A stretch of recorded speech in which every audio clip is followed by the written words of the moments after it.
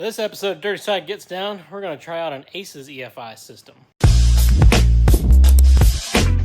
Alright, so now we got the intro out of the way, let's look at the good stuff. So here we go. This is a full Aces multi-port injection kit. So we'll start over here with the reason I chose this kit is this intake manifold. Now I'm a big fan of Holley fuel injection. I have 3 vehicles that have Holley fuel injection on them. Well, one's about to not have Holley, but it's just because we're going to try this out. It has nothing to do with the Holley system. The Holley system worked great. I'm only excited to take it off to try something new. But one thing about Holley systems is they really don't have a low-powered multi-port injection system. All of their multi-port injection parts are for high RPM, high power. I feel like there's a gap in the market there that maybe this Aces system can fill.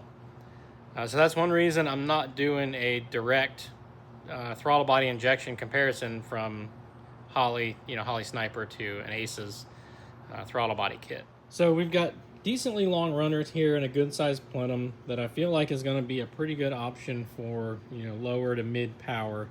It's probably a little overkill for how much power we make, but it seems like it's more geared towards where we're at than if we were to put a system together with Holley. Next is the throttle body, 92 millimeter.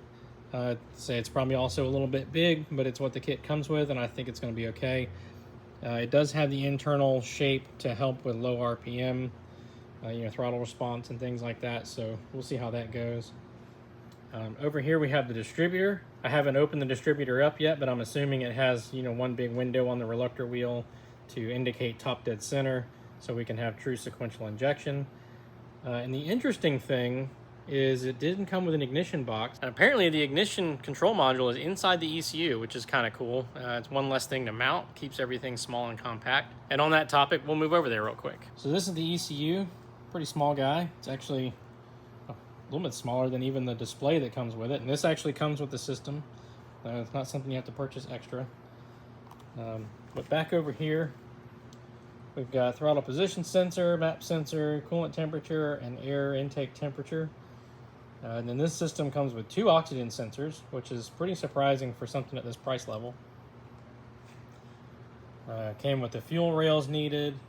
Also came with a crossover hose. The crossover hose kind of excites me because all the other systems you find out there, you'd have to make your own crossover hose. So this is kind of cool that it comes ready to go for you. Here, I haven't taken them out of the box yet, but we have all the fuel injectors for the system. And then here is the wiring harness. And this seems to be the complete wiring harness, everything you need from fuel pump relay to all your injector connectors. It's just apparently all in there. So we'll see as we start hooking this up. Comes with a windshield mount for the screen, which I'm probably going to do something more on the steering column instead, but it's nice that it comes with that. Also comes with a USB cable, which is nice. All the Holley systems, you have to buy that separately. And then here's some other various cables and things, the GPS module for speedometer and all that kind of stuff. Then over here is a lot of bags of hardware, nuts and bolts and things like that I just didn't want to go pulling out of the packages yet. So I'm pretty excited to see how this thing does. I'm going to go ahead and rip this Sniper system off real quick. I'm not really going to walk you through that because there's really nothing to do there, but just unbolt and take off. So we'll time lapse that and then we'll get back to installing things.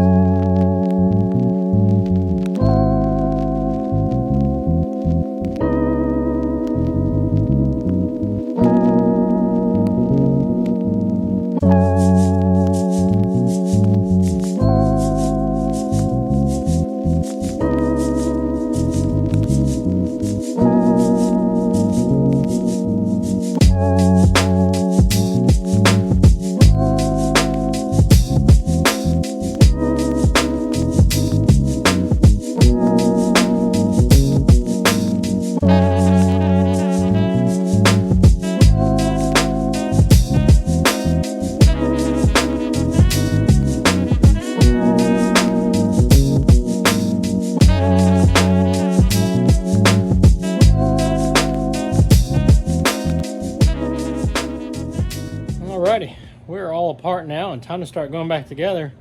But one quick thing I want to check that I've been curious about is what hood clearance is going to be like. So I'm going to throw this 4-barrel intake next to the multi-port intake, put the sniper on and the air cleaner on, and see how we work out height-wise. It looks like a tall intake, but I have a feeling it's the same height. Alright, so what I did here is I set both intakes on a 1-inch piece of square tubing on the China rail. So that puts them the same height. How it protrudes underneath is a little bit different on the two, so it wouldn't be an equal representation to just set them on the table.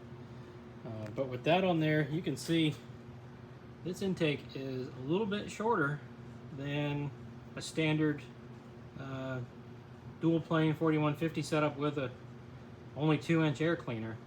So if you got hood clearance for that, you definitely have hood clearance for this. So that's pretty exciting to see.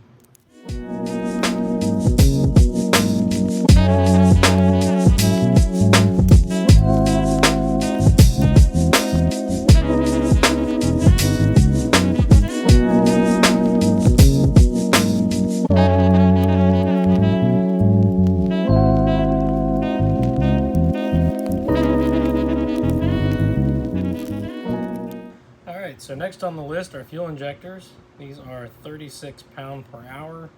I believe, if I remember right off the top of my head, those are good for about 600 horsepower naturally aspirated. So it should work pretty well for what we're doing.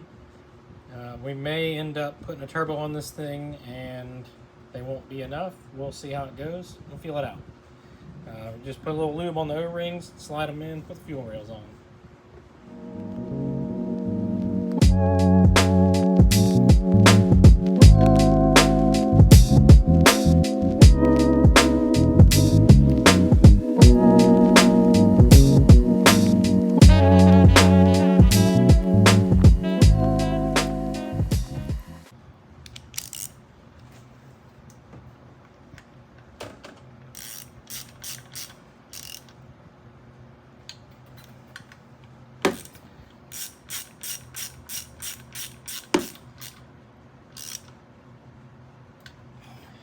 Definitely say those O-ring holes are a little tight compared to what I'm used to working with. They might could open those holes up just a hair more, but it's definitely not going to leak. As long as you lube them up, they'll slide in there and be good and solid.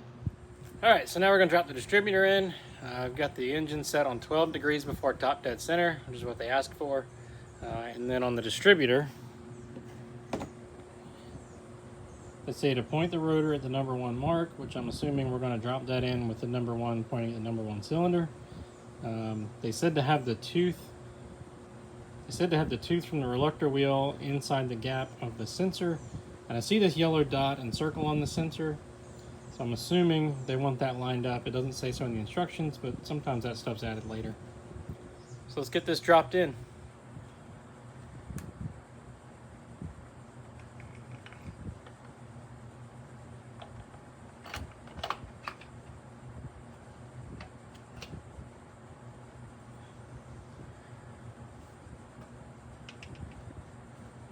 Now, any of you that have put a distributor in a Chevy engine know you got to line that oil pump drive up with the distributor, so it took a couple tries to stab it in, but I think we're in there where we need to be. So we'll throw the included hold down on it and get moving. Alright, wiring harness is through the firewall. I wasn't going to force you to watch me struggle with that up under the dash. Somehow I managed to get all of that through that hole right there. I tried to go the other way, and the 2 relays in the harness wouldn't fit through there. I took the relays out, but the connectors for the relays were still too big, so we pushed everything else through the other way. So let's get this all hooked up and get a little fuel in it and see if it'll fire.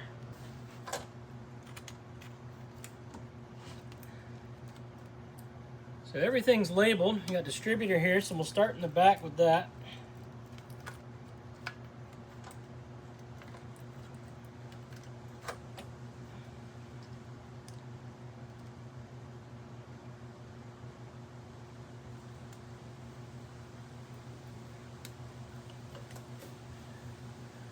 And then I think we'll run everything else up under the intake, kind of hide it away a little bit.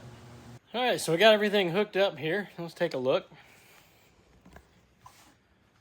We got all of our injector connectors on, distributors hooked up, throttle position sensor, auto control valve, coolant temperature sensor. We even have a fuel pressure sensor on the regulator. So that really just leads us to going through the setup wizard and firing this thing up. So let's do that real quick. All right, so you're gonna have to fumble through this with me because I don't know what I'm doing. I know we'll go here, wizards, start wizard. We're using Imperial units. We want to display air fuel. The cam is a stock cam. Crankshaft has 8 teeth on the reluctor wheels. It's an 8-cylinder. It's a Chevy engine. And let's see the map sensor.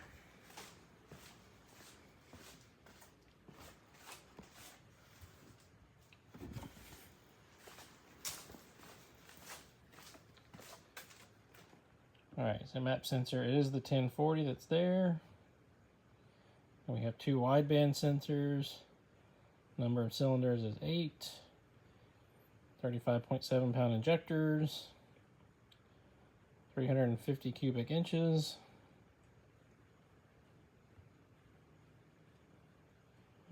That is the firing order.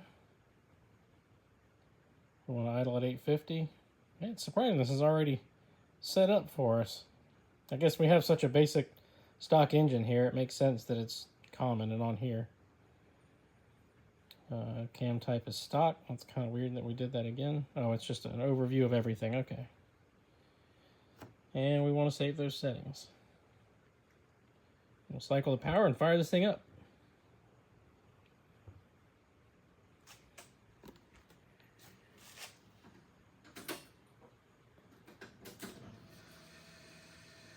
Now, I've already purged the fuel and everything, so we should be in good shape there. Let's see what happens.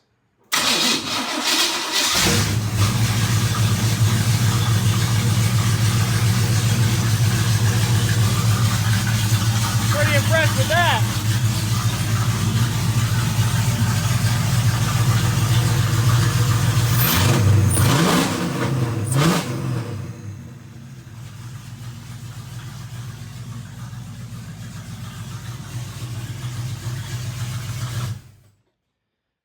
That far exceeded my expectations on how easy it was going to fire up. I definitely didn't expect that.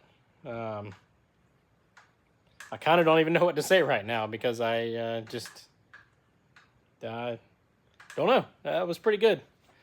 So I do want to talk about a couple things real quick, and then we can put this thing on the dyno. One thing I came across that you might not catch is 2 vacuum ports that weren't in the instructions. Actually, this entire intake manifold is not in the instructions. But I found these. I don't know if you can see those, but there's those 2 ports right there. And if you weren't looking for them, you wouldn't find them. A couple other things. All of the O-ring holes really could be chamfered a little more. They're pretty tough to put in there. But lube them up, take it easy. Yeah, they'll go in without tearing. Another thing, I've been playing with the software on the computer quite a bit. And there's a lot of tables that their name doesn't exactly make sense for what they are. And then the little help window that it has, it's really probably 1/3 of the tables have something in that help window to explain it. So you're kind of on your own there. But one thing about if you buy your system from EFI System Pro, I'm there to help you all the way through. So we won't leave you hanging. But now that we got this thing fired up, it's time to throw it on the dyno and see what kind of power it makes. All right, here we are on the dyno. Got the Aces system all installed. Got it tuned up a little bit, idling real nice, part throttle, things like that. And seems to be working out pretty well. So we're going to see what it makes here on the dyno. I'm kind of hoping that maybe there's a little more power in it just with the design of the intake manifold. But I also know our real bottleneck is the cam and cylinder heads. I mean, this thing's stock, and it's probably maxed out already with the Sniper on airflow. So not really expecting more power, but just kind of hoping for more. You know, high hopes and low expectations. So let's make some runs and see what we get.